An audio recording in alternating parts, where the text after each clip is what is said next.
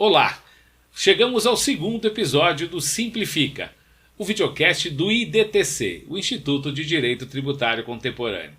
Vamos falar agora, nesse segundo episódio, sobre a reforma tributária novamente, mas aí o contencioso pós-reforma. Vamos mudar os tributos no país. O Brasil vai passar por um dos maiores impactos, as maiores transformações no direito tributário. Para isso, temos e sempre teremos a parte contenciosa. Então, como fica o contencioso após a implantação da reforma tributária? Tenho aqui agora, hoje, no nosso estúdio, nesse segundo episódio do Simplifica, Iris Rosa, minha caríssima especialista, mestre, doutor em Direito Tributário, e vem aqui o nosso caríssimo Aquiles Cavalo para fazer esse contraponto sobre toda essa parte contenciosa. Então, Iris, se apresente, é uma honra tê-la aqui conosco no videocast do IDTC e fale um pouquinho de sua introdução inicial sobre essa questão da reforma tributária e o contencioso nesse pós-reforma. Obrigado. Olá, Sérgio. Obrigada, Aquiles. É um prazer estar aqui. Um momento especial, né? Falando sobre algo que a gente se debruça há muitos anos, né? No mestrado, doutorado, especializações, viajando por aí, pelo país, conversando com as pessoas. Veja, quando a gente pensa em reforma tributária, nós estamos falando aqui de direito material, da substituição dos tributos, da substituição das formatações de como faremos o recolhimento. Só que tem algo muito importante que, na nossa opinião, foi ainda está um pouco abandonado, digamos assim, talvez pela própria responsabilidade, pelo próprio conteúdo, grande conteúdo da própria reforma, né, em si do direito tributário. Então, o nosso contencioso ele ainda vem engatinhando em relação à reforma. Isso é relativamente preocupante, porque, num primeiro momento, os reformistas disseram que acabaria o contencioso. E a gente sabe que isso não é uma realidade, até porque nós temos como direito e garantia fundamental o exercício aí da ampla defesa, do contraditório, direito à petição. Quer dizer, isso é uma coisa que realmente não vai acontecer. Mas aí, na verdade, paralelamente, a gente destaca aí algumas PLs que não foram totalmente integradas ou aprovadas, né, totalmente ainda nesse momento, que giram aí em torno não só do nosso contencioso administrativo, que é muito importante, mas também das execuções fiscais. Então, temos aí várias PLs, inclusive alterando o Código Tributário Nacional, que é necessário, né, porque alguns temas, por exemplo, como responsabilidade, a parte de legitimidade nos processos, né, o Código Tributário ele trata sobre isso, então, obviamente que é muito importante. Então, a gente está nessa fase de algumas PLs que vão dar algumas dicas em relação ao contencioso tributário, não só administrativo, mas judicial também, e, consequentemente, a gente vai, obviamente, que poder falar um pouco. Eu acho que a gente pode falar sobre alguns temas já nesse primeiro episódio aqui de processo, pelo menos para a gente entender um pouco se realmente será uma grande reforma, também do processo administrativo e judicial tributário, ou se nós vamos simplesmente fazer algumas costuras, né? Alguma complementação para poder receber essa reforma aí, agora nesse primeiro momento do consumo, depois renda, etc. Então, a gente não se sabe se vai realmente ter uma nova formatação processual ou se a gente vai simplesmente adaptar o que já existe, né? Até porque nós temos já os tribunais, tanto tribunais regionais federais como tribunais de justiça já bem estruturados para a questão judicial. Os tribunais administrativos também muito bem, o Conselho Administrativo de Recursos Fiscais muito bom em Brasília, que representa a Receita Federal, os tribunais administrativos de impostos e taxas, por exemplo, em São Paulo, tribunais administrativos tributários no país todo, em nível administrativo. Então, certamente, a gente vai aproveitar essa estrutura e, obviamente, adaptar para a reforma. Eu não sei se o nosso querido Aquiles, que vai participar aqui comigo desse bate-papo, se ele concorda comigo, né? Ou se ele acha que a gente vai ter que derrubar tudo para fazer uma nova estrutura diante do que vem em reforma. Mas de qualquer forma, eu penso que a gente tem que aproveitar o que tem de bom, e aproveitando isso a gente faz uma reforma, assim, né? Porque o importante é não identificar pessoas vencedoras de uma reforma, mas sim identificar uma sociedade satisfeita e uma sociedade que exerce os seus direitos. Acho que isso é o mais importante do que qualquer coisa, né? Muito obrigado nesse início, né, falando sobre a parte contenciosa.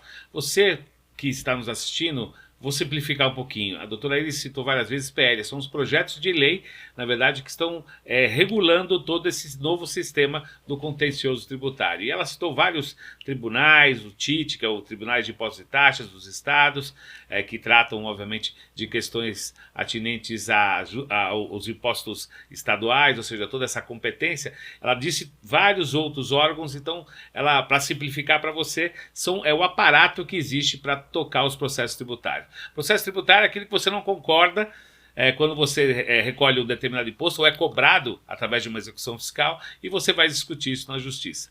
Vou passar, se me permite, doutora Iris, para o doutor Aquiles agora, para dizer na área de serviços, né, também esse impacto todo. A doutora Iris acredita que a gente vai ter que utilizar todo esse sistema, tudo que tem de bom, para a gente conseguir operar e fazer com que a reforma tributária seja uma realidade. Qual é a tua opinião, doutor Aquiles?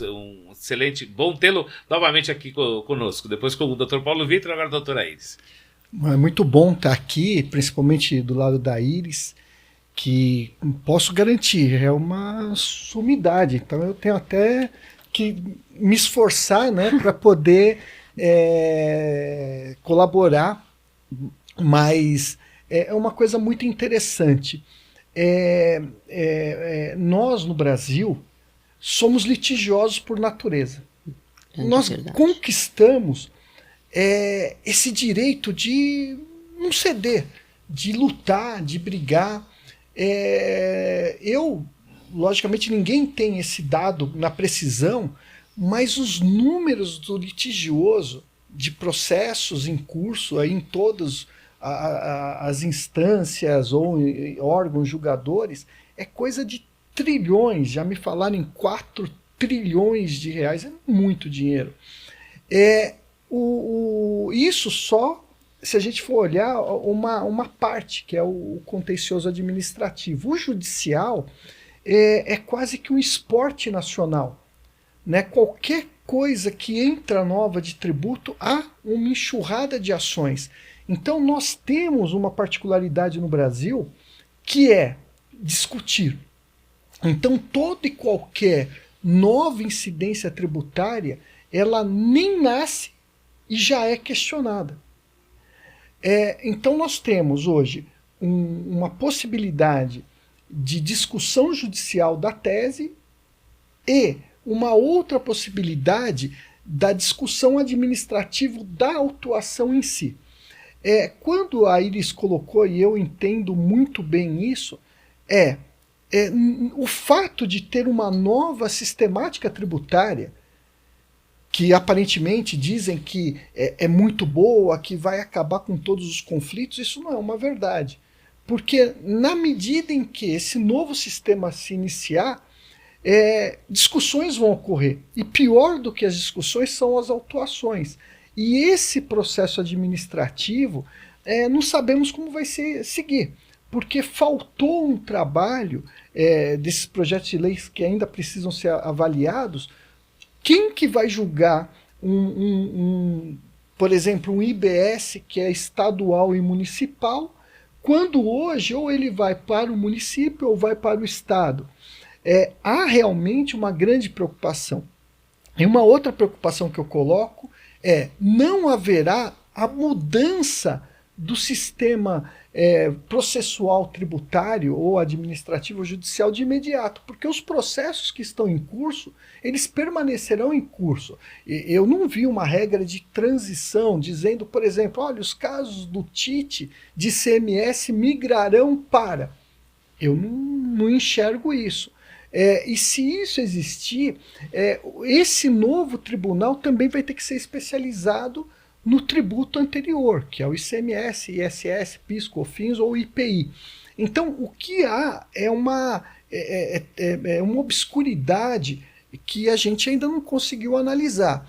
E nós sabemos que o processo administrativo ele tem um rito, né? Nós não temos um código de processo tributário, não existe.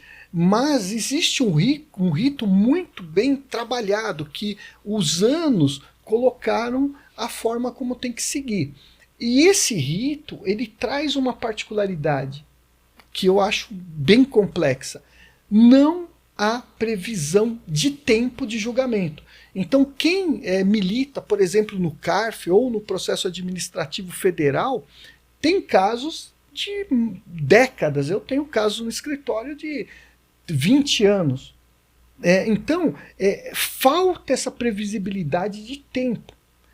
Isso é um grande problema, porque no Poder Judiciário existe aí sim uma fila, uma organização para tentar resgatar os processos antigos e não deixar processos muito antigos. Mas no caso do tributário, e a reforma ela vai trazer essa dificuldade, como que a gente vai ter dois sistemas, talvez dois tribunais, talvez duas dinâmicas, um tratando para o antigo e um para o atual. Será que não é um momento de se trabalhar com uma forma de acabar com os processos antigos, talvez com uma renúncia de processos antigos e começar com um mundo novo, já que a maior parte dos processos hoje são irrecuperáveis? É uma reflexão e uma sugestão e talvez mais uma utopia aí nessa história toda. Muito obrigado, doutor Aquiles. Voltando para a doutora Iris. Iris, qual é o melhor dos mundos? Você vive há tanto tempo dentro desse sistema, ou seja, na área contenciosa, especializada na questão processual.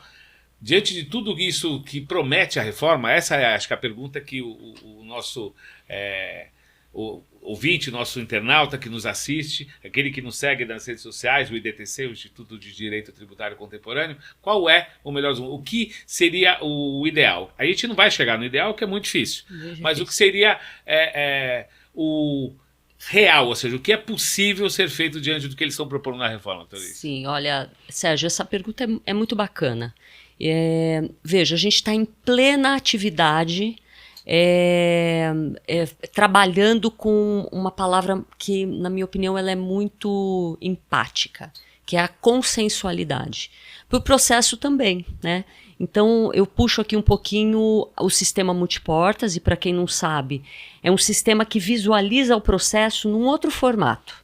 Você tem um problema, você tem algo que pode ser judicializado ou pode ser discutido administrativamente em processo administrativo. Essas são portas para discussão, mas a gente abre já dentro do nosso ordenamento outras portas para solucionar os conflitos de forma menos onerosa, menos demorada. Aí a gente pode pensar no tempo que o Aquiles falou. E esse sistema multiportas, ele traz outras oportunidades, como a possibilidade de transação tributária, que é algo que foi previsto no CTN em 66 e veio a ser editada uma legislação regulamentar só em 2020, né? Veja só que loucura. É uma realidade. Então a gente tem aí a arbitragem, que ainda é uma estrutura, é uma porta muito interessante, mas uma porta ainda um pouco dispendiosa para a grande maioria, né, para a realidade social nossa ainda, mas eu acredito que isso vai evoluir.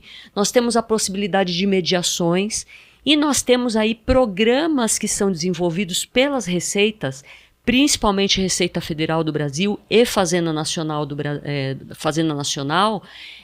que trazem possibilidades de, por exemplo, revisão de dívida inscrita, como o PRDI, como a plataforma Compre Já, que é a plataforma que vai negociar os imóveis que estão penhorados nas ações para agilizar compra e venda de forma imediata, de forma comercial.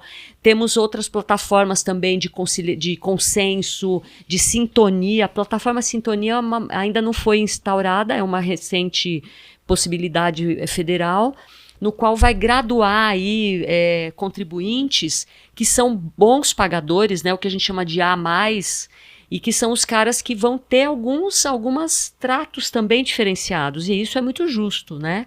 Já que a transação foi feita para os maus pagadores, situações de difícil recuperação, irrecuperáveis e de difícil recuperação. Então eu acho que primeira coisa é isso, pensar então num formato mais multiportas, um formato mais conciliatório dessas discussões. Isso não impede que eu vá para o judiciário, mas que eu vá para o judiciário com questões mais nobres, digamos assim. Hoje o judiciário ele é muito carregado de questões muito nobres, mas questões não tão nobres. E o que eu quero dizer é que muitas coisas são reais, há uma dívida efetivamente, o contribuinte deve pagar, ou há um equívoco, aquele crédito tem que ser desconstituído e aquele processo está ali parado, às vezes com penhora, tudo ali encostado no judiciário, com dispêndios altíssimos, né? A gente sabe aí, o CNJ soltou que uma estatística, né? Que uma execução fiscal para nós brasileiros, uma execução fiscal custa mais de R$25.000. Então isso é uma fortuna, né? Pensando que o nosso salário mínimo está $1.500 e pouco, então isso é um custo Brasil muito alto. Mas de qualquer forma, então a primeira coisa é isso, quer dizer, o melhor dos mundos, difícil, mas nós temos aí já um movimento muito positivo, muito proativo, que é o conciliatório, que é esse movimento muito século XXI, digamos assim, e eu acredito nele, eu tenho trabalhado com os sistemas, eu tenho usado isso no âmbito estadual aqui, o Estado de São Paulo também traz a transação, muito legal, os municípios também vão se integrando. Agora existe uma realidade desta reforma, que é uma realidade de que há nítida centralização do poder para a União. E não é nenhum problema, né? Desde que a União tenha bom senso e tenha carisma para lidar com os nossos 27 estados e os nossos 5.700 e tantos municípios. E o que significa isso? Que a União possa suprir, gerir, possa apoiar toda essa reforma no sentido virtual, né, no sentido de meios de internet, de sistema para isso tudo, e é o que vai ser feito. E além disso, desse tipo de apoio, que a União também tenha bom senso para dar subsistência a esses estados e esses municípios, porque nenhum estado, nenhum município se posicionou contra a reforma, e é nítida a substituição do que efetivamente que seriam dos estados. Volta nítida, volta de novo. Volta. Desculpe. Perdão. Então é nítido essa retirada de responsabilidades e de obrigações dos estados e municípios, né, para a União, e a gente precisa saber se esses estados e municípios terão um contraponto, né? Então essa é uma das questões, porque a gente cria aí um comitê gestor pela reforma. Esse comitê gestor ele é gerido, ele é alimentado, ele controla os setores, inclusive o processual administrativo, e esse comitê ele vai ser formado pela União, basicamente, e representantes dos estados e municípios, e a gente já sabe, infelizmente, que tem já um movimento de dissenso em relação a isso. Alguns estados já insatisfeitos, e etc, etc. Então, esse jogo não interessa para a nossa sociedade. Nesse momento, nós todos temos que ter responsabilidade de reforma, né?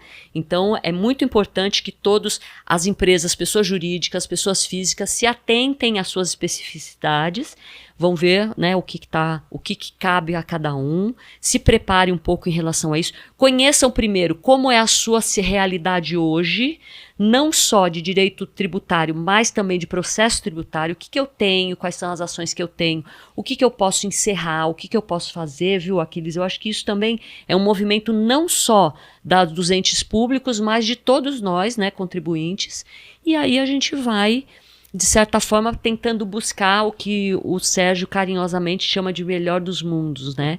Eu acho, viu, Serginho, que o melhor dos mundos é na espiritualidade. Desculpa a brincadeira, mas... Não, mas é isso, a ideia é justamente essa. Eu agradeço essa contribuição, eu vou passar para o Aquiles e vou fazer uma pergunta. E dizer para você que nos assiste o seguinte: o melhor dos mundos é consenso. a gente precisa realmente entender, nós contribuintes, e principalmente os governos estaduais e o governo federal, que não há reforma tributária sem consenso, ou seja, sem um espírito de que haja um sistema mais adequado para quem tem que administrar isso, porque o Estado tem esse pepino de administrar quando a execução fiscal custa R$25 mil. Entendeu? E você contribuinte para poder ter um mundo menos repleto de impostos que você não sabe nem como funcionam, entendeu? De uma forma realmente mais simplificada. Simplificando, doutor Aquiles, qual é o flagelo do prestador de serviço? O prestador de serviço vive com uma execução fiscal à porta todos os dias, ou seja, me fala um pouquinho sobre isso para o nosso teleinternauta. Pois é, né? O mundo ideal seria o fisco e o contribuinte entenderem que eles são parte do mesmo corpo. Não é um inimigo do outro, né? O fisco não pode ser só arrecadador e o contribuinte não pode ser sonegador.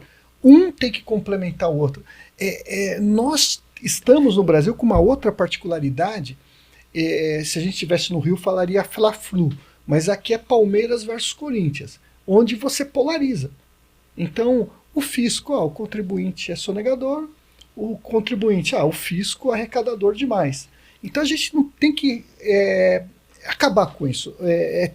Todos nós somos partes integrantes de uma mesma estrutura. Todos ganham ou todos perdem. Do jeito que está, todos estão perdendo. A questão do prestador de serviço, ele carrega um grave problema. Na estrutura fiscal atual, você paga antes de receber, você paga o imposto antes de receber. O capital de giro ele é muito caro no Brasil. Então, o que se deixa de pagar normalmente é o imposto. Errado, logicamente, mas é uma escolha, porque o imposto demora algum tempo para ser cobrado. Mas quando há cobrança, aí a vida do empresário fica destruída.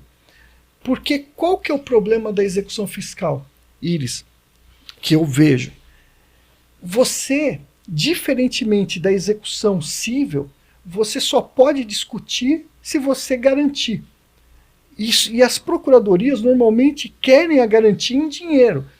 Mas se a pessoa quer discutir, ela não quer colocar dinheiro. Então, surgiu um monstrengo, isso eu estudo há muito tempo, que é a tal da exceção de pré-executividade, onde você discute a execução fiscal antes de ter garantido, porque se você tiver que garantir, você não discute. Então, por que já não absorver isso? Não absorver na lei de execução fiscal a possibilidade de embargar sem garantir, como está na execução civil?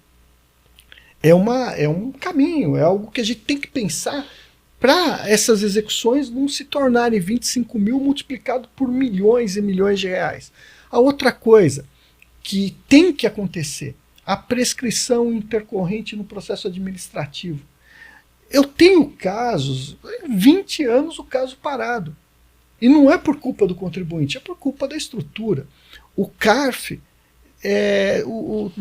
dificilmente tem sessões de julgamento porque a gente está parecendo Stanislau Ponte Preta. Eu não vou dar o exemplo que ele deu, mas ora tem conselheiro, ora não tem estrutura, ora tem estrutura, ora não tem conselheiro.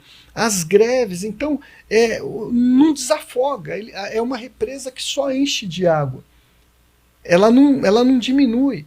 Então, nós temos que ter essa sensibilidade de a prescrição ou a decadência tem que servir para todo mundo. E tem que servir no processo administrativo.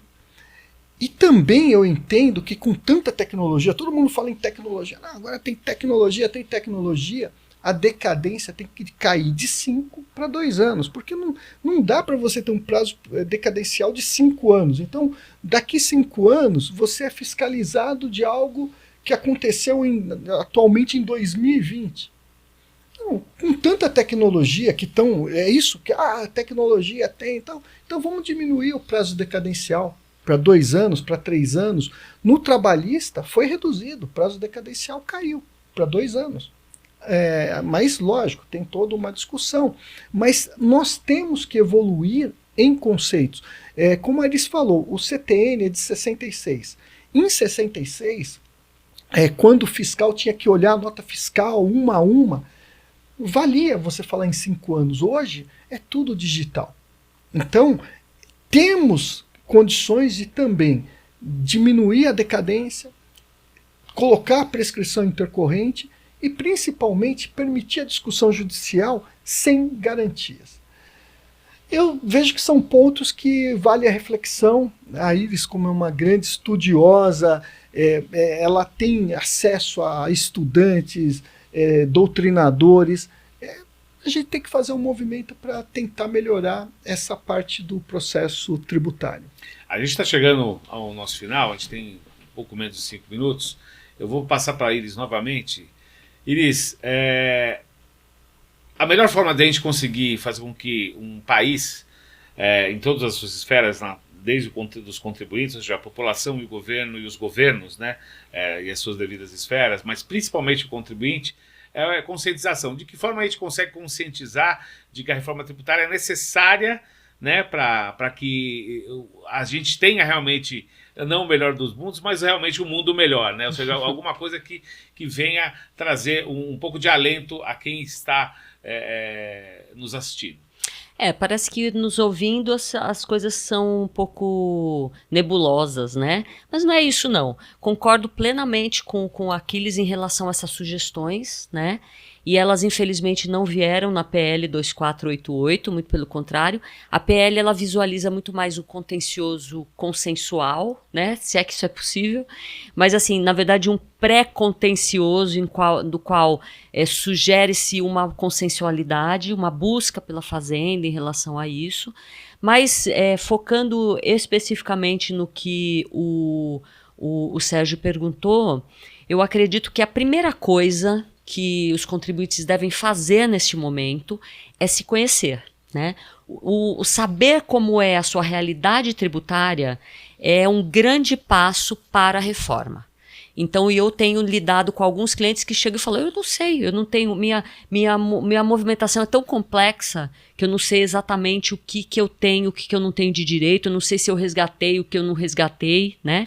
Inclusive, e esse formato é um formato bem bacana para que ele possa abrir mão, né, de algumas coisas, porque é um momento que a gente vai ter que ceder, contribuinte vai ter que ceder e fazendas vão ter que ceder.